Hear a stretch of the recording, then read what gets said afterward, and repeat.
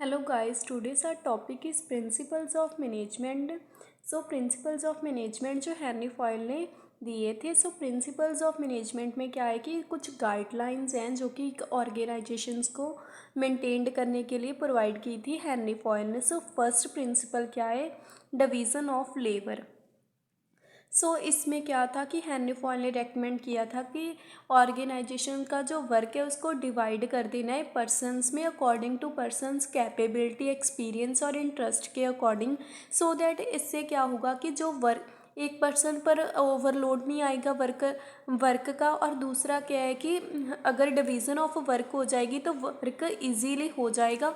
और अगर एक पर्सन काम को बार बार रिपीट करेगा तो वो पर्सन इस काम में एफिशिएंसी एक्वायर्ड कर लेगा।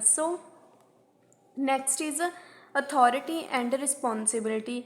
अथॉरिटी एंड रिस्पॉन्सिबिलिटी में क्या है कि अगर किसी पर्सन के पास कुछ अथॉरिटी है तो उसकी कुछ रिस्पॉन्सिबिलिटीज़ भी हैं। अथॉरिटी और रिस्पॉन्सिबिलिटी में बैलेंस होना चाहिए। अथॉरिटी में क्या है कि जो सुपीरियर्स चाहते हैं कि उसके सबऑर्डिनेट्स अच्छे से वर्क करें। और उनकी रिस्पॉन्सिबिलिटी क्या है कि वो सुपीरियर्स की रिस्पॉन्सिबिलिटी क्या है कि वो भी अपनी परफॉर्मेंस जॉब है जो अच्छे से परफॉर्म करे दैट कि बैलेंस बना रहे और ऑर्गेनाइजेशंस के गोल्स हैं जो अचीव हो सके। यूनिटी ऑफ कमांड में क्या है कि जो सब कोऑर्डिनेट्स हैं एक टाइम पर सिर्फ एक के बॉस से ऑर्डर रिसीव करते हैं। अगर मोर देन टू एक बॉस से हम ऑर्डर रिसीव करेंगे इससे क्या होगा, एक तो कन्फ्यूज़न क्रिएट होएगी, दूसरा डिसिप्लिन नहीं मेंटेन रहेगा, दूसरा डुप्लीकेशन ऑफ वर्क हो जाएगा। नेक्स्ट प्रिंसिपल क्या है? यूनिटी ऑफ डायरेक्शन में क्या है कि हेनरी फॉयल ने रेकमेंड किया था अगर किसी मतलब 2-4 पर्सन्स हैं उनके सिमिलर ऑब्जेक्टिव्स हैं तो हम उन पर्सन्स को उन पर्सन्स का ग्रुप बना देते हैं दैट कि उनके ऑब्जेक्टिव्स अचीव हो सके। फॉर एग्जांपल अगर ग्रुप डिस्कशन में क्या होता है कि पर्सन्स की सेम प्रॉब्लम्स होती है, एक दूसरे के साथ डिस्कस करते हैं और अपने ऑब्जेक्टिव्स को मीट करते हैं। Without the unity of direction unity of action can not be achieved. अगर हमारे पास कोई डायरेक्शन नहीं होएगी कि हमें पता ही नहीं है भी हमने कौन सी डायरेक्शन में जाना है, हमने क्या करना है, तो हम कोई एक्शन ही नहीं कर पाएंगे। Without the unity of direction unity of action can not be achieved. Equity में क्या है कि हमने जो सुपीरियर्स हैं उनको अपने सब कोऑर्डिनेट्स में कोई भी पार्शियलिटी नहीं करनी चाहिए, उनको इम्पार्शियल रहना चाहिए। एज, जेंडर, सेक्स और रिलीजन के बेसिस पर कोई भी पार्शियलिटी नहीं होनी चाहिए। इक्विटी का मतलब है कि हमने उनमें काइंडनेस और जस्टिस की अच्छे से जो सब कोऑर्डिनेट्स हैं उनको अच्छे से डील करना है। बट इसका मतलब ये नहीं कि बिल्कुल ही टोटल एब्सेंस ऑफ हार्शनेस, कि हमने बिल्कुल ही उन्हें कुछ कहना ही नहीं है। कंट्रोल होना चाहिए हमारा सबऑर्डिनेट्स पर। इट डज़ नॉट मीन कि हम मतलब कि उनको हमेशा ही बोलते रहे, उनको मोटिवेशन भी प्रोवाइड करनी चाहिए, सपोर्ट भी प्रोवाइड करनी चाहिए दैट कि वो ऑर्गेनाइजेशन के गोल्स को अचीव करे। ऑर्डर में क्या है कि proper and systemic arrangement of things and people. Order में क्या है कि हमने जो पीपल और थिंग्स हैं उनका प्रॉपर ऑर्डर और सीक्वेंस होनी चाहिए। जैसे कि प्लेसमेंट ऑफ पीपल में क्या है कि जो पर्सन है उसको अपने इंटरेस्ट और एक्सपीरियंस के अकॉर्डिंग काम देना चाहिए। अरेंजमेंट ऑफ थिंग्स में क्या है कि हर एक जो मतलब कि थिंग है उसको ऑर्डर में रखना चाहिए। जैसे कि पहले कोई भी बड़ी चीज़ें हम रखते हैं, फिर छोटी चीज़ें, उससे छोटी चीज़ें, मतलब कि प्रॉपरली ऑर्डर होना चाहिए दैट कि ऑर्गेनाइजेशन के गोल्स को अचीव करें।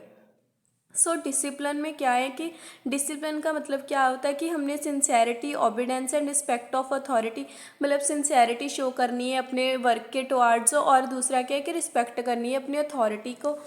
डिसिप्लिन जो नॉट ओनली मतलब कि सब कोऑर्डिनेट, जो डिसिप्लिन में क्या है कि सब कोऑर्डिनेट्स हैं जो वो अपने सुपीरियर्स की रिस्पेक्ट करें। बट जो सुपीरियर्स हैं उनका भी फ़र्ज़ बनता है कि वो अपने सब कोऑर्डिनेट्स को मोटिवेट करें, सपोर्ट करें, उनकी रिस्पेक्ट करें, उनके काम की रिस्पेक्ट करें। नेक्स्ट है फेयर रिम्यूनरेशन। इसमें क्या होता है कि जो वर्कर्स हैं उनको अच्छी पे मिलनी चाहिए जिससे वो सेटिस्फाइड हो, और उनको मेडिकल, फ्री एजुकेशन और रेजिडेंशियल फैसिलिटीज़ भी प्रोवाइड करनी चाहिए बाय ऑर्गेनाइजेशन की तरफ से।